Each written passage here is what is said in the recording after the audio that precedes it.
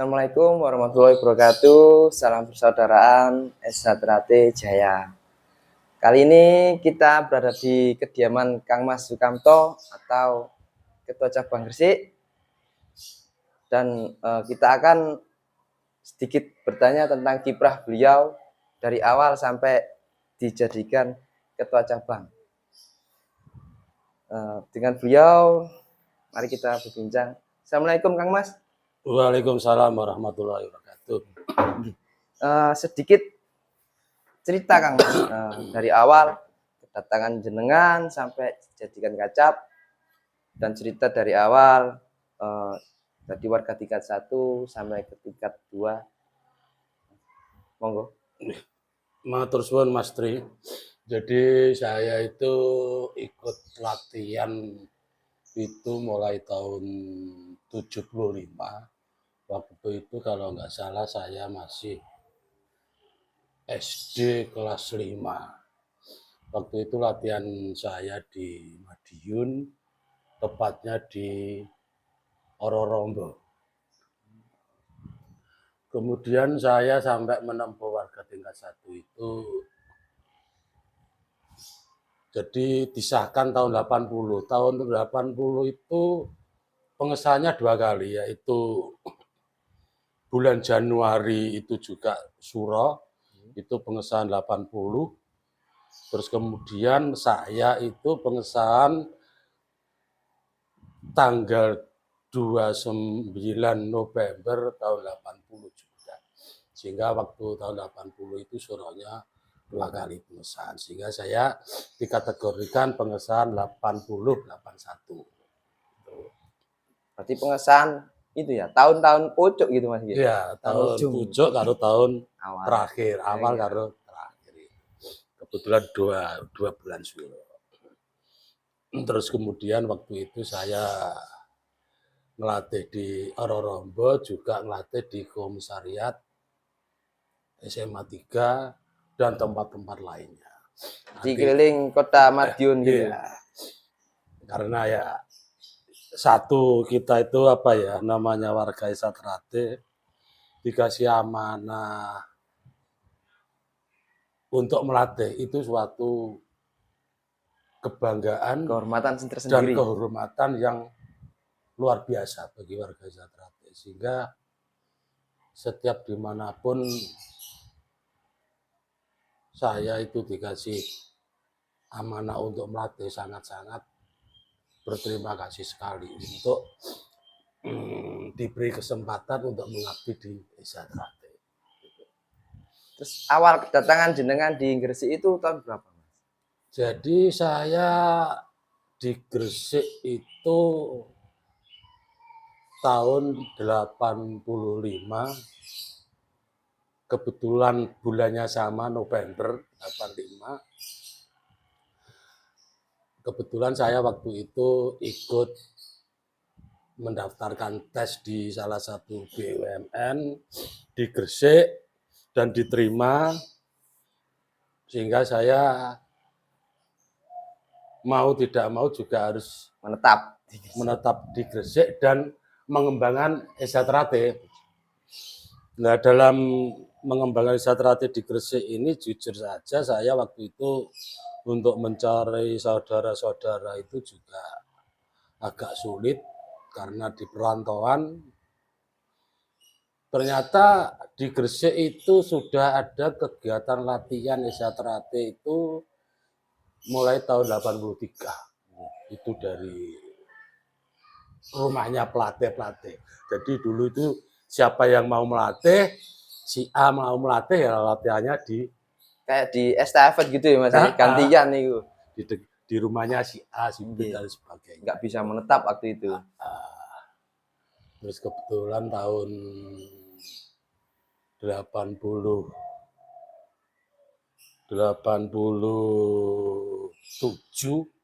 kalau nggak salah, itu ada pertandingan pencaksilat di Gresik, di Telaga Dendo itu. Akhirnya saya memberanikan diri untuk ikut tanding. Kebetulan waktu itu saya di kelas D, di dewasa. Nah di Gresik sendiri atlet tidak ada, akhirnya dibantu atlet dari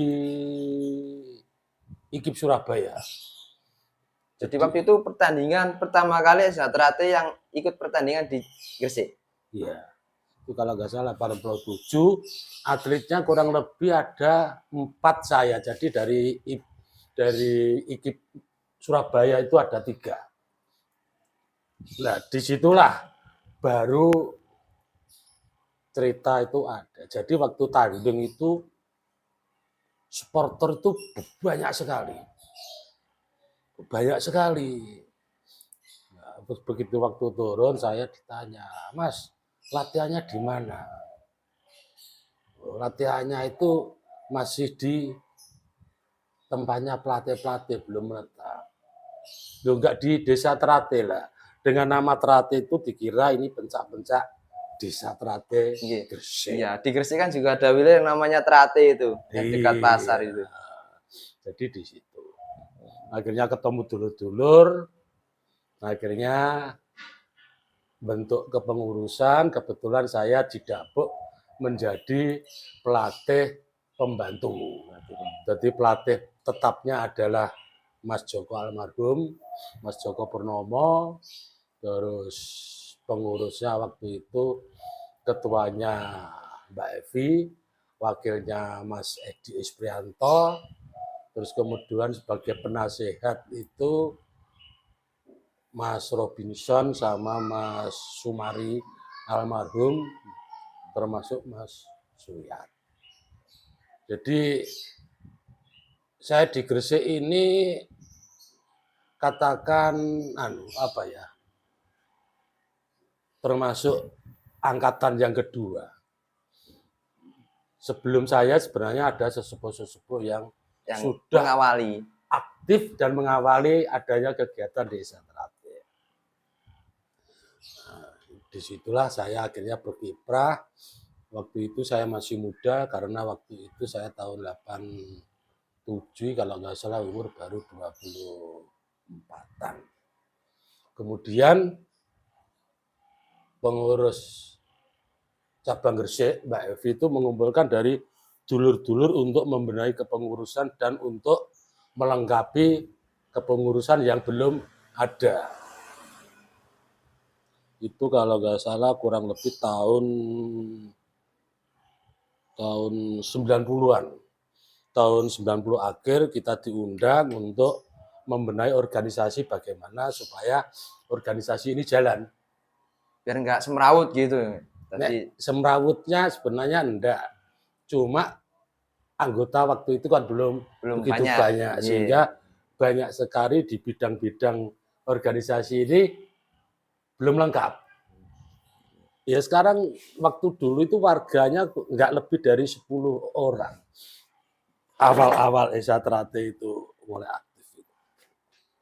Sehingga pada tahun 90 itu ada rapat untuk melengkapi dan pembenahan organisasi.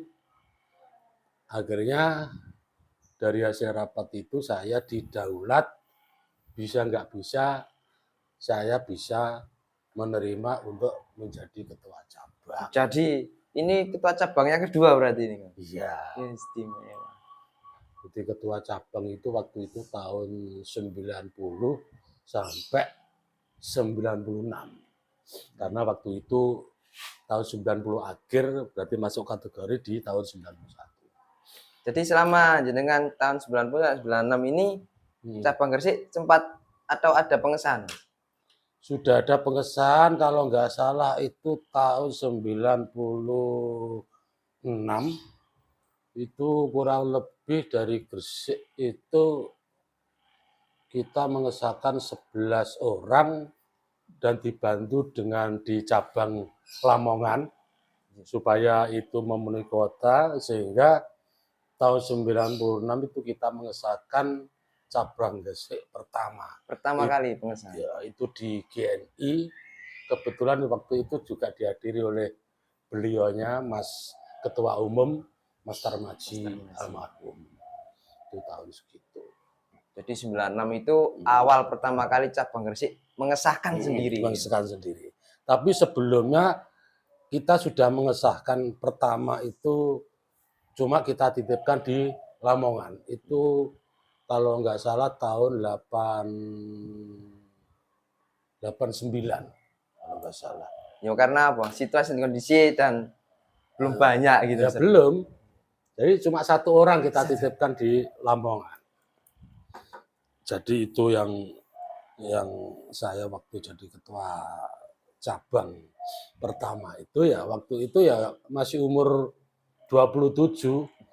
Karena kondisi. Ya sehingga kita sendiri itu, yang namanya orang Esa itu apapun, kalau kita tuh dapat amanah organisasi, ya kita itu nggak minta, ya nggak menolak. Jadi amanah. Walaupun sebenarnya saya sendiri pribadi nggak mampu untuk jadi ketua, tapi dari dulu mengendaki harus jadi ketua ya kita ya sedekah dawuh. Karena ya dari sepuh-sepuh itu mengamanahkan pada saya juga harus melaksanakan sebaik mungkin dan semampu saya. Ya alhamdulillah itu bisa berjalan dengan baik. Itu waktu saya jadi ketua cabang yang pertama. Jadi melalui berjalannya waktu sampai disahkan jadi tingkat 2 ini tahun pinten, Mas? Jadi kalau saya disahkan tingkat 2 itu sebenarnya, kalau saya secara pribadi sebenarnya,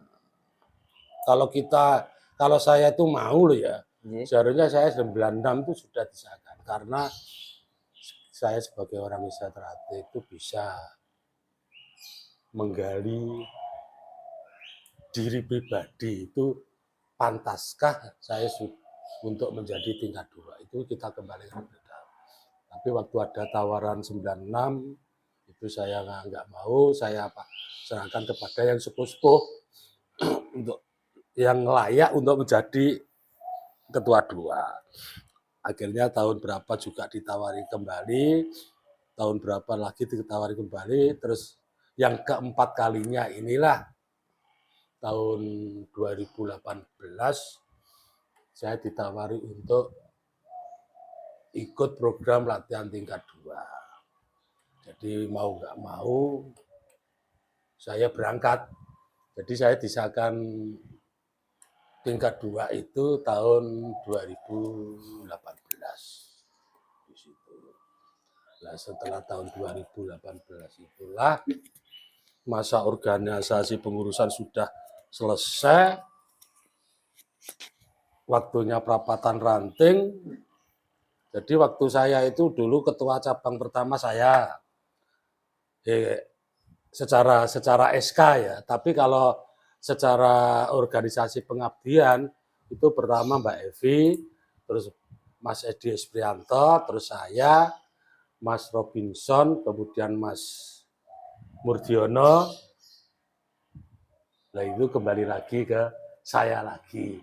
Jadi saya jadi ketua cabang itu 2 kali, yang kedua itu periode 2020 sampai 2025.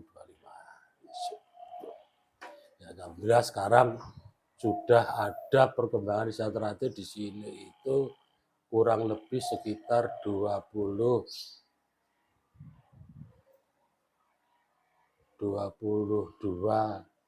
ranting dan komisariat. Cabang Gresik sendiri. Iya. Dari saya nggak ada sama sekali latihannya estafet sana sini. Iya.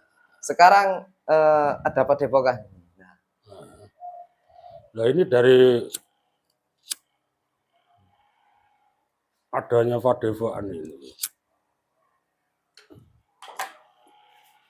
Itu dari padepokan itu sebenarnya kita tuh sudah ada program untuk pembangunan padepokan itu mulai tahun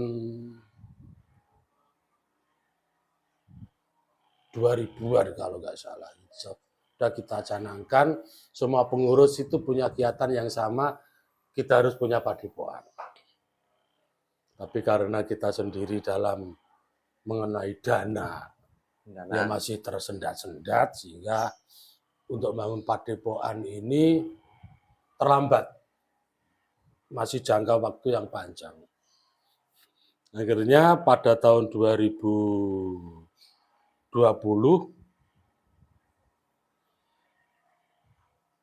pengurus saya kumpulkan untuk membahas masalah membangun padepokan itu bagaimana.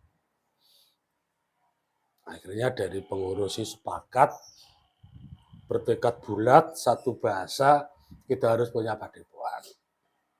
Sehingga saya bentuk panitia dengan kata Bismillahirrahmanirrahim, lillahi ta'ala kita bangun padepokan. Padahal waktu itu anggaran itu jauh. Minim kalau kita itu bayangkan anggaran, nggak mungkin kita akan bangun padepokan. Akhirnya yang kita kuatkan adalah niat kita untuk mempunyai padepokan. Ya alhamdulillah dari dulur-dulur itu mensupport, memberi motivasi, dan banyak sekali yang andil berkontribusi pada Esatrate cabang Gresik ini. Di luar dugaan itu. Istimewanya. Nah, dan apa ya? Itu ya apa ya? Karena punya keinginan yang kuat secara bersama-sama, akhirnya terlaksanalah pembangunan padepokan yang saat ini kita tempati. Walaupun itu belum sempurna, ya masih 80% lah. Ya mudah-mudahan nanti untuk perkembangan berikutnya itu nanti bisa sesuai harapan dulur-dulur yang ada di Gresik. Amin, amin, amin. Oke, cukup sekian Kang Mas untuk bincang-bincang hari kali ini. Mungkin kita lanjut nanti tentang sejarah cabang Gresik lagi, kita ulas lagi biar dulur-dulur tahu sejarah cabang Gresik ini lebih jelasnya lagi. Mas Tri, matur suwun. Monggo Kang Mas. Assalamualaikum warahmatullahi wabarakatuh. Begitulah dulur bincang kita dengan Kang Mas Ngamto selaku Ketua Cabang Gresik 2020 sampai 2025. Assalamualaikum warahmatullahi wabarakatuh. Salam persaudaraan, Esatrate Jaya.